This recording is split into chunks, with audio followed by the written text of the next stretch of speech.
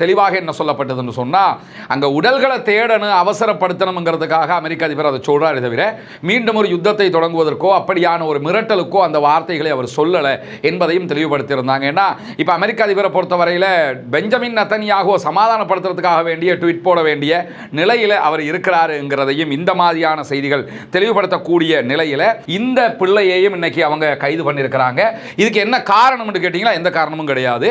ஏன்னா ஆல்ரெடி காசாவில் வெஸ்ட் பேங்க்ல இருந்தெல்லாம் 10 வயது குழந்தைகளை கூட அவங்க அரெஸ்ட் பண்ணிட்டு போவாங்க. அதுக்கு என்ன காரணம், அரெஸ்ட் பண்ண முடியுமாங்கிற கேள்விகளை எல்லாம் நம்ம அவங்க கிட்ட எழுப்ப முடியாத அளவுக்கு அவருடைய ஆக்கிரமிப்பின் அகோரத்தை நம்ம பார்க்க முடியும். பாலஸ்தீனத்திற்கான தன்னுடைய நாட்டினுடைய ஆதரவு என்பது ஒரு வீணான தேவையற்ற ஒரு ஆதரவு கிடையாது. நாங்கள் பாலஸ்தீனத்தை ஆதரிக்கிறதுங்கிறது எங்களுடைய சொந்த அனுபவத்தின் மூலம் கற்றுக்கொண்ட பாடங்களால் உருவானது.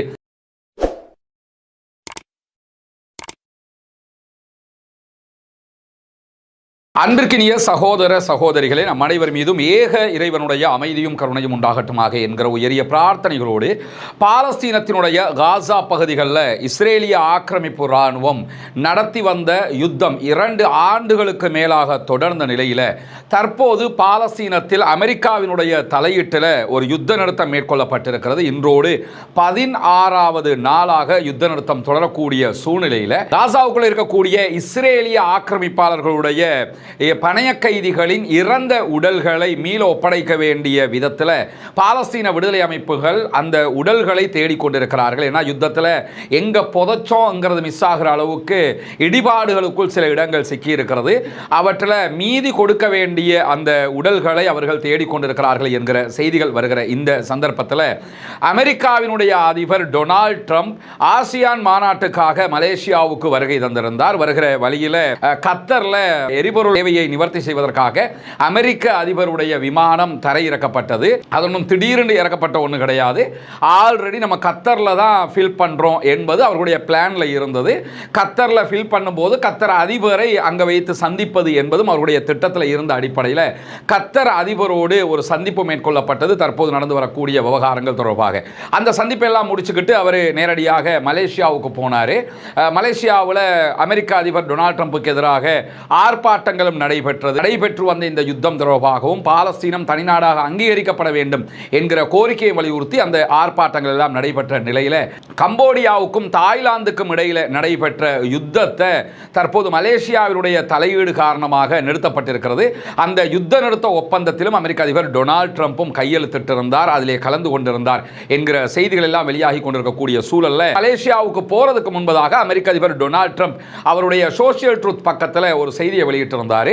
பாலஸ்தீன விடுதலை அமைப்புக்கு 48 மணி நேரங்கள் நாங்கள் கெடு கொடுக்கிறோம், வெறும் 2 நாளைக்குள்ள மீதி உள்ள பணைய கைதிகளுடைய உடல்களை எல்லாம் அவங்க ஒப்படைக்கணும், இல்லைன்னா நடக்கிறது வேறங்கிற மாதிரி அவர் போட்டிருந்தார். அவர் அந்த அறிவிப்பை போட்டு ஓரிரு மணி நேரங்களுக்குள்ளாகவே வெள்ளை மாளிகையினுடைய ஒரு அதிகாரி தெரிவித்த கருத்துக்களை ராய்ட்டர் உள்ளிட்ட சர்வதேச ஊடகங்களும் அல் ஜசீரா உள்ளிட்ட தளங்களும் கூட வெளியிட்டிருந்தன. அதில் தெளிவாக என்ன சொல்லப்பட்டதுன்னு சொன்னால், அங்கே உடல்களை தேடணும் அவசரப்படுத்தணுங்கிறதுக்காக அமெரிக்க அதிபர் அதை சொல்கிறாரே தவிர மீண்டும் ஒரு யுத்தத்தை தொடங்குவதற்கோ அப்படியான ஒரு மிரட்டலுக்கோ அந்த வார்த்தைகளை அவர் சொல்லலை என்பதையும் தெளிவுபடுத்தியிருந்தாங்க. ஏன்னா இப்போ அமெரிக்க அதிபரை பொறுத்தவரையில் பெஞ்சமின் நெதன்யாகுவை சமாதானப்படுத்துறதுக்காக வேண்டிய ட்வீட் போட வேண்டிய நிலையில் அவர் இருக்கிறாருங்கிறதையும் இந்த மாதிரியான செய்திகள் தெளிவுபடுத்தக்கூடிய நிலையில் பணைய கைதிகளுடைய இறந்த உடல்களை தேடுகிற விவகாரத்தில் எல்லோ பார்டருக்கு வெளியில் தற்போது இஸ்ரேலுடைய கண்ட்ரோலில் இருக்கக்கூடிய காசாவினுடைய பகுதிகளிலையும் சில உடல்கள் இருக்கிறது என்கிற காரணத்தினால அந்த உடல்களை தேடுவதற்கு இன்றைக்கு செஞ்சிலுவை சங்கத்திற்கு அனுமதி கிடைத்திருக்கிறது.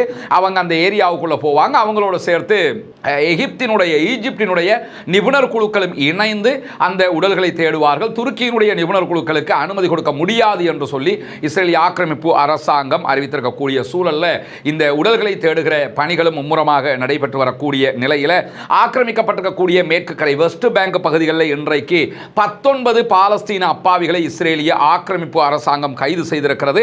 அதே நேரத்தில் மேற்கு கரை இஸ்ரேலினுடைய மிக முக்கியமான பகுதிகளில் ஒன்றாக இருக்கக்கூடிய மத்திய பகுதிகளில், வெஸ்ட் பேங்கினுடைய சென்ட்ரல் பகுதிகளில் 13 வயதே உடைய முகமது அகமது என்கிற ஒரு சகோதரர், ஒரு குழந்தை இன்றைக்கு கைது செய்யப்பட்டிருக்கிறது. இங்கே நீங்கள் பார்க்கலாம், இந்த பிள்ளையையும் இன்னைக்கு அவங்க கைது பண்ணியிருக்கிறாங்க. இதுக்கு என்ன காரணம்னு கேட்டிங்கன்னா எந்த காரணமும் கிடையாது.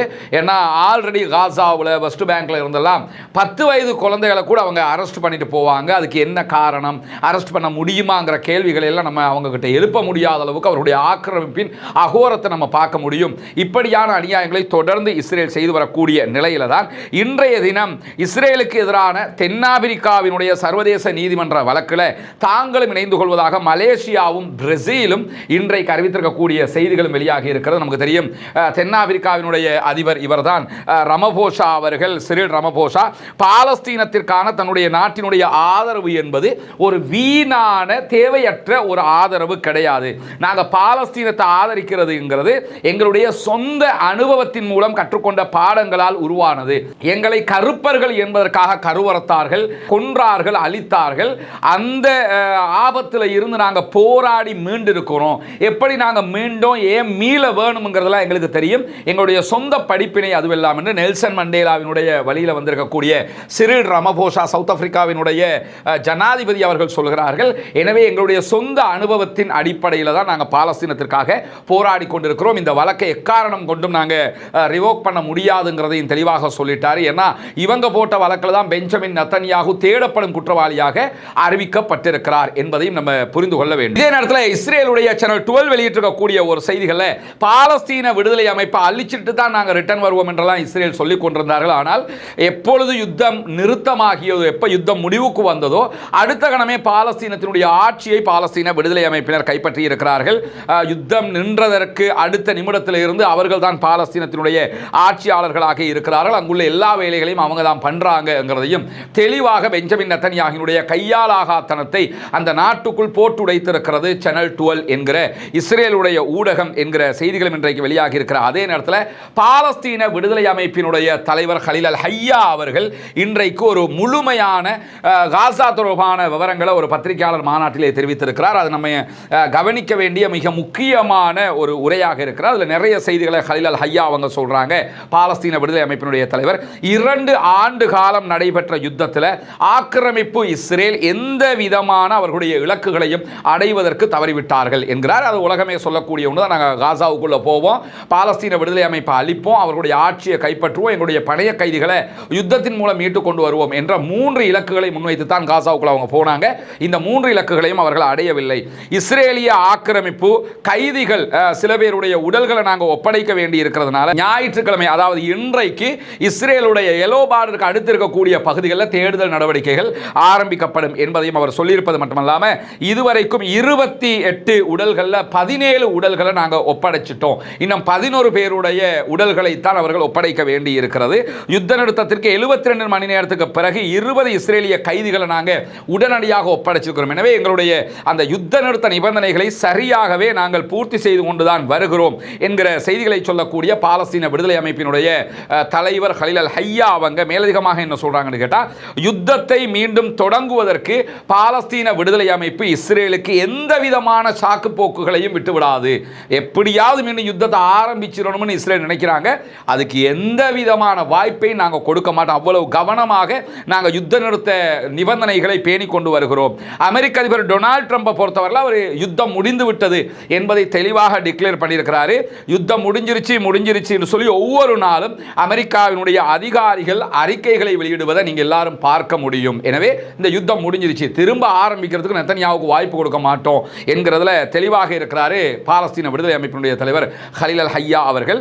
அதே நேரத்தில் காசா பகுதிக்குள்ள நுழையக்கூடிய உதவிகளுடைய அளவு என்பது ரொம்ப குறைவாக இருக்கு. அதில் நாங்கள் திருப்தி காணல, ரொம்ப அதிருப்தியாக இருக்கிறோம்.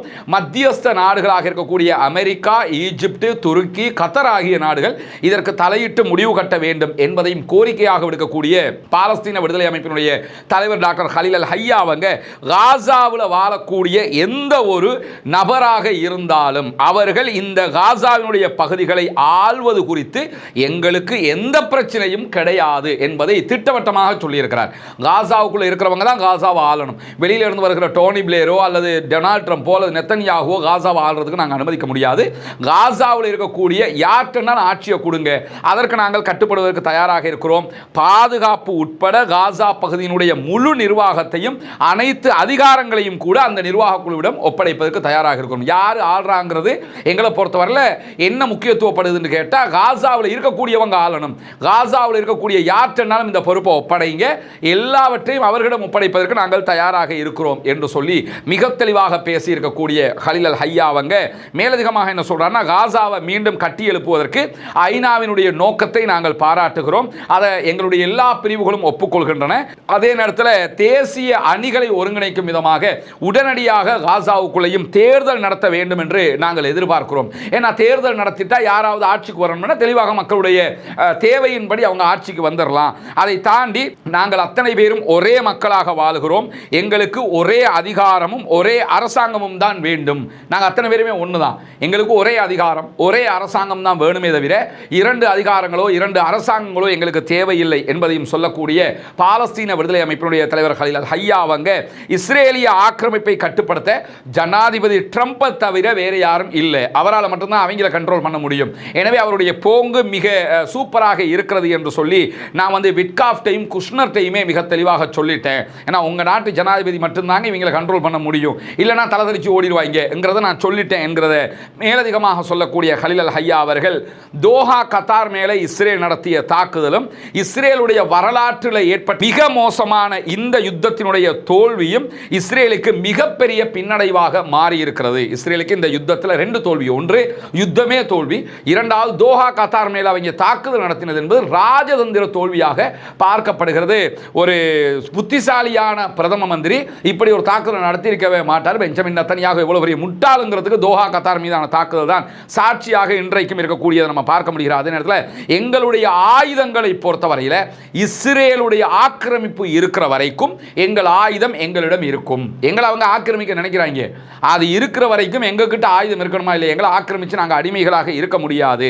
ஆக்கிரமிப்பு முடிவுக்கு வந்து விட்டது என்று சொன்னால் எங்களுடைய ஆயுதங்கள் அரசாங்கத்திற்கு ஒப்படைக்கப்படும். அதாவது என்ன சொல்றாருன்னு கேட்டால், எங்களை அவங்க அடக்க நினைக்கிறாங்க, ஆள நினைக்கிறாங்க, அதை காப்பாற்றி கொடுறதுக்கு எங்கள் மக்களை பாதுகாக்கிறதுக்கு எங்ககிட்ட ஆயுதம் வேணும்.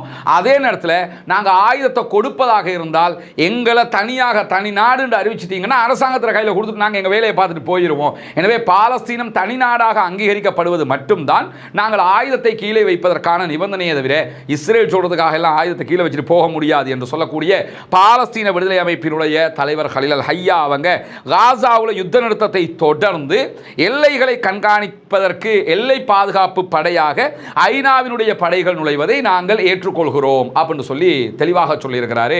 யுத்தம் முடிஞ்சிருச்சு, எங்களுக்கு தேவையான எல்லாமே உள்ள வருகுது, எல்லாம் கரெக்டாக போகுதுன்னா அப்போ வேணும்னா ஐநாவுடைய படையை கொண்டாந்து நிப்பாட்ட போறீங்களா, அதுக்கு நிறுத்திக்கிறீங்க, எந்த பிரச்சனையும் கிடையாது அப்படின்னு சொல்றதோட காசாவுக்குள்ள ஒரு நாளைக்கு 600 லாரிகள் உள்ள நுழையணும். ஆனால் 190 முதல் 200 வரைக்கும் தான் காசாவுக்குள்ள இது வரைக்கும் வந்துகிட்டு இருக்குது. ஆனால் 600 நுழையணும், சரியா இருந்தால் 6000 நுழைந்தாலும் பத்தாது. எனவே எங்களுக்கு தேவையான உதவிகளை உள்ள விடணும், ஒப்பந்தப்படி நடந்து கொள்ள வேண்டும் என்று சொல்லிட்டு நாங்கள் இப்போ யுத்தத்துக்குள்ள இருக்கிற மாதிரி தான் இருக்கிறோம். யுத்த நேரத்தில் எப்படி உணவுகள் வரலையோ அதே மாதிரி இன்னும் எங்களுக்கு உணவுகளை அனுப்பாமல் இஸ்ரேல் கட்டுப்பாடுகளை விதித்துக் கொண்டிருக்கிறது. எனவே உடனடியாக உணவுகளும் மருந்துகளும் வருவதற்கு இந்த நடுவர்களாக இருக்கக்கூடிய நாடுகளும் முயற்சி செய்ய வேண்டும் என்கிற கோரிக்கையை பாலஸ்தீன விடுதலை அமைப்பினுடைய தலைவர் டாக்டர் ஹலீல் அல் ஹையா அவர்கள் இன்றைக்கு விடுத்திருப்பது மட்டுமல்லாமல் விடுவிக்கப்பட்டிருக்கக்கூடிய பாலஸ்தீன அப்பாவி கைதிகளை கொன்றொழிக்க வேண்டும், அவங்கள சுட்டு தள்ளணும் என்கிற விதமாக இன்றைக்கு காசாவில் அணுகுண்டு வீசப்பட வேண்டும் என்று பேசிய அதே ரப்பி, அதே யூத மதகுரு இன்றைக்கு பேசியிருக்கிறார். இது மிகப்பெரிய ஒரு சர்ச்சையை உண்டாக்கி இருக்கிறது. ஏன்னா கைதிகளாக இவ்வளவு காலம் பட்ட கஷ்டம் போக அவங்க விடுதலை செய்யப்பட்டிருக்கிறாங்க, அவங்களை திரும்பவும் கொல்லணும் என்று சொல்றேன்னா அவருடைய மனோநிலை எப்படி இருக்கும், எவ்வளவு கேவலமான சிந்தனை உள்ளவராக இருப்பார். ஒரு மதகுரு இப்படியெல்லாம் பேசலாமா என்று யோசிக்கிற அளவுக்கு இதெல்லாம் இவங்ககிட்ட மனித நேயத்தை எல்லாம் நம்ம எதிர்பார்க்கவே முடியாது. இவங்க இப்படிப்பட்டவங்க தான்ங்கிறத புரிந்துக்கிறதுக்காக வேண்டிய இவர்களுடைய மனோநிலை எப்படியானது என்பதை உலகத்திற்கு இறைவன் காட்டிக் கொண்டிருக்கிறான் என்றுதான் நம்ம புரிய வேண்டியிருக்கக்கூடிய நேரத்தில் வாரத்தில் 4 நாட்கள் நீதிமன்றத்திற்கு வருவதிலிருந்து விடுப்பு தாருங்கள் என்கிற ஒரு கோரிக்கையை இஸ்ரேலிய பிரதமர் பெஞ்சமின் நெத்தன்யாகு இன்றைக்கு நீதிமன்றத்தில் முன்வைத்திருந்தார். ஆனால் நீதிமன்றம் அதை மறுத்திருக்கிறது. ஊழல் குற்றச்சாட்டில் அவர் வாரத்தில் மொத்தமாக 7 நாட்கள்லையும் நீதிமன்றத்தில் ஆஜராக வேண்டியிருக்கிறது. அதில் 4 நாள் வராமல் 3 நாள் விசாரணையில் பங்கெடுக்கிறேன், 4 நாளை விட்டுருங்க என்று கேட்டிருந்தார். மொத்தம் 7 நாள் நீ வந்து ஆகணும் அப்படின்னு சொல்லி நீதிமன்றம் சொல்லி இருக்கிறது. ஏன்னா ஊழல் குற்றச்சாட்டு குறிப்பாக தன்னுடைய தேர்தல் வெற்றிக்காக ஒரு ஊடக நிறுவனத்தை உருவாக்கி அதனூடாக பணம் எடுத்துக்கொண்டது, அதனூடாக தேவையற்ற பிரச்சாரங்களை செய்தது. அதே போன்று சாராய பாட்டில்கள், வெறும் பாட்டில் கிடையாது, சாராயத்தோட ஊழல் செய்யும் போது பணமாக வாங்குறதுங்கிறது ஒரு விதம். இவர் எப்படி வாங்கியிருக்காருன்னா சாராய பாட்டில்களாக வாங்கியிருக்கிறாரு. அதே மாதிரி சிகரெட்டாக வாங்கியிருக்கிறாப்புல. வித்தியாசமான கலனா இருக்காப்புல. ஏன்னா மற்ற இடங்களில் கலனில் பார்த்து நம்ம நாட்டில் பார்க்கல, நம்ம பார்த்துருக்கிறோம். இந்த ஆள் கொஞ்சம் வித்தியாசமாக வச்சிருக்கிறாப்புல. நம்ம காசா வாங்கிட்டோம்னா மாட்டிக்கிறோம். பிரபலமான ரொம்ப பெருமதியான சாராயமாக வாங்கி வச்சுட்டோம்னா எனக்கு அன்பளிப்பு தந்தாரு, அப்படித்தான் போய் வாதாடிக்கிட்டே இருக்கா. எனக்கு அன்பளிப்பாக தான் கிடைச்சிச்சுங்கிறாங்க. அது ஊழல் என்பதுதான் இவர் மேலே வைக்கப்பட்டிருக்கக்கூடிய பிரதானமான குற்றச்சாட்டு. அமெரிக்கா அதிபருடைய கோரிக்கை ஏற்று இஸ்ரேலிய அதிபர் ஐசக் ஹெர்சாக் இவருடைய வழக்கை தள்ளுபடி செய்தாலே உண்டு, இல்லைன்னு சொன்னால் களிது என்பது நிச்சயம் என்பது உறுதியாகி இருக்கிறது. இன்றைக்கு வெளியாகி இருக்கக்கூடிய மிக முக்கியமான செய்திகளை தான் நம்ம பார்த்திருக்கிறோம். எனவே தொடர்ந்து இணைந்திருங்கள். பாலஸ்தீனம் தொடர்பான மிக முக்கியமான செய்திகளை ஒவ்வொரு நாளும் வளமை போன்ற அப்டேட்டுகளாக நம்ம தருவதற்கு தயாராக இருக்கிறோம். பாலஸ்தீனம் வெற்றி பெற வேண்டும், பாலஸ்தீனம் சுதந்திரம் அடைய வேண்டும், பாலஸ்தீன மக்களும் நம்மை போன்ற நிம்மதியானவர்களாக மாற வேண்டும், வாழ வேண்டும் என்கிற உயரிய பிரார்த்தனைகளோடு பாலஸ்தீன மக்களுக்காக ஜனநாயக ரீதியாக குரல் எழுப்புவோமாக. வாஹிர் தஅவானா அல்ஹம்துலில்லாஹி ரப்பில் ஆலமீன்.